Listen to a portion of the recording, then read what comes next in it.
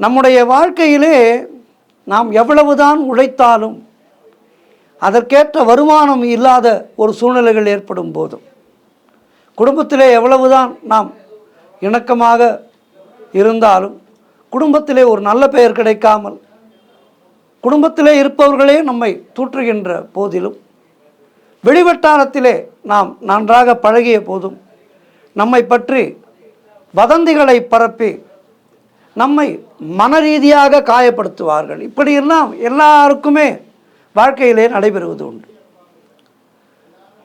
இதற்கெல்லாம் என்ன காரணம் என பார்த்தால், ஒருவருடைய ஜாதகம் என்பது மிக மிக அவருடைய வாழ்க்கையை அவர் விரும்பினாலும் விரும்பாவிட்டாலும் அவருடைய வாழ்க்கையை நடத்துவது அவருடைய ஜாதகம். நாம் பிறந்த நேரத்தை மிகச்சரியாக துல்லியமாக சொல்லி பலர் செய்கின்ற தவறு இது. அதனை முதலிலே சொல்கின்றேன். என்னவென்றால், ஜாதகம் கணிக்கும் போது நாம் பிறந்த நேரத்தை மிகச்சரியாக அவரிடம் சொல்ல வேண்டும். அதிலே முன்னுக்கு பின் முரணாக இருந்தால், ஒரு மாலை 5:30 மணிக்கு பிறந்திருப்பார். உதாரணத்துக்கு சொல்கின்றேன், செவ்வாய்க்கிழமை மாலை 5:30 மணிக்கு இந்த வருடம் பிறந்திருக்கின்றார் என்று வைத்துக்கொள்வோம். எழுதி வைத்தவர் சரியாக எழுதாமல் காலை குழந்தை பிறந்தது என தவறாக சொல்லிவிட்டால் ஜாதகமே மாறிவிடும்.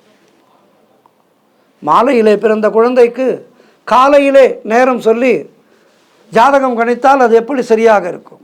ஆகவே இந்த ஜாதகத்தை ஜோதிடரிடம் கொண்டு செல்லும்போது அது சரியான ஜாதகம் தானா, ஜாதகம் சரியாக கணிக்கப்பட்டிருக்கின்றதா என்பதை நம்முடைய பெரியோர்களிடம் கேட்டு நாம் தெரிந்து கொள்ள வேண்டும்.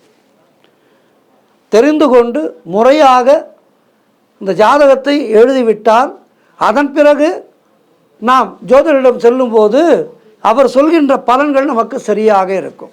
நாம் நேரத்தை சரியாக சொல்லாமல், கிழமையை சரியாக சொல்லாமல் ஜாதகம் கணித்தால் அந்த ஜாதகம் என்பது, அதற்கு வருகின்ற பலன் என்பதும் தவறாகத்தான் இருக்கும். ஆகவே இது அடிப்படை உண்மை. இதனை நாம் தெரிந்து கொண்டு அதன்படி ஜாதகத்தை கணிக்க வேண்டும். சரி, ஒரு ஜாதகத்தை நாம் ஜோதிடரிடம் எடுத்து சென்றால் அவர் உடனடியாக என்ன செய்கின்றார்? பலன்களை எல்லாம் பார்த்து இதற்கு இந்த பரிகாரங்கள் செய்ய வேண்டும், செய்தால் நன்றாக இருக்கும், திருமண தடை விலகும், உங்களுக்கு என்ன தடை இருக்கின்றதோ, பிள்ளை பேரிலே தடையோ உத்தியோக ரீதியான தடையோ என்ன தடை இருக்கின்றதோ இந்த தடை நீங்கும் என சொல்வார் அல்லவா?